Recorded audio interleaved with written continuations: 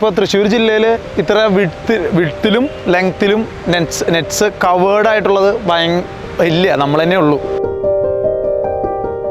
കാണാം, നമ്മുടെ ചെറിയ കുട്ടികളൊക്കെ എറിയുമ്പോൾ ഭയങ്കര ഹൈറ്റിലാണ് ഫ്ലൈറ്റ് പോകുക. അപ്പോൾ 10 ഫീറ്റ് ആയിരുന്നെങ്കിൽ അവർക്ക് ഇത്ര കോൺഫിഡൻസിൽ എറിയാൻ പറ്റില്ലായിരുന്നു. നമുക്ക് ഒരു 10 ഫീറ്റ് ഹൈറ്റിലായിരുന്നു നമ്മുടെയൊക്കെ ഒരു പ്ലാനിങ്. പക്ഷേ വൈറ്റ് ലൈൻ സ്പോർട്സിൻ്റെ ആൾക്കാർ വന്ന് അത് പറഞ്ഞു, അത് 10 ഫീറ്റിലിട്ട് കഴിഞ്ഞാൽ അത് ഒട്ടും ഫ്രൂട്ട്ഫുൾ ആയിരിക്കില്ല എന്ന് പറഞ്ഞു.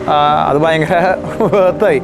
ഇപ്പോൾ കേരള പോലീസിൻ്റെ ടീം, അതുപോലെ ഒക്ടോപൾസിൻ്റെ ടീമുകൾ, സീനിയർ ആയിട്ടുള്ള കുറേ പ്ലെയേഴ്സ്, അവരൊക്കെ ഇവിടെ വന്ന് ചെയ്യാറുണ്ട്. ഇപ്പോൾ വൈറ്റ് ലൈൻ സ്പോർട്സ് ആയിട്ടുള്ള ഒരു ബന്ധം എന്ന് പറഞ്ഞാൽ ഫസ്റ്റ് 10 years ആയിട്ട് ഇവിടെ ബാസ്കറ്റ്ബോൾ കോർട്ടും ക്രിക്കറ്റ് കോർട്ടും ഒക്കെ ചെയ്തിരിക്കുന്ന വൈറ്റ് ലൈനാണ്. അവരുടെ ഒരു സ്പെസിഫിക്കേഷൻ എന്ന് പറഞ്ഞാൽ ഒന്ന് കോസ്റ്റ് ഫ്രണ്ട്ലി ആണ്, ഭയങ്കര കോസ്റ്റ് ഫ്രണ്ട്ലി ആണ്. പിന്നെ നമുക്ക് എന്തെങ്കിലും ഒന്നിനും തിരിഞ്ഞു നോക്കേണ്ടി വന്നിട്ടില്ല. ഇപ്പോൾ ബാസ്കറ്റ്ബോൾ കോർട്ടാണെങ്കിലും ക്രിക്കറ്റ് കോർട്ടാണെങ്കിലും എന്തെങ്കിലും പാച്ചിങ്ങോ എന്തെങ്കിലും വന്നു കഴിഞ്ഞാൽ ജസ്റ്റ് ഒരു കോളിൽ അവർ അവൈലബിൾ ആണ്.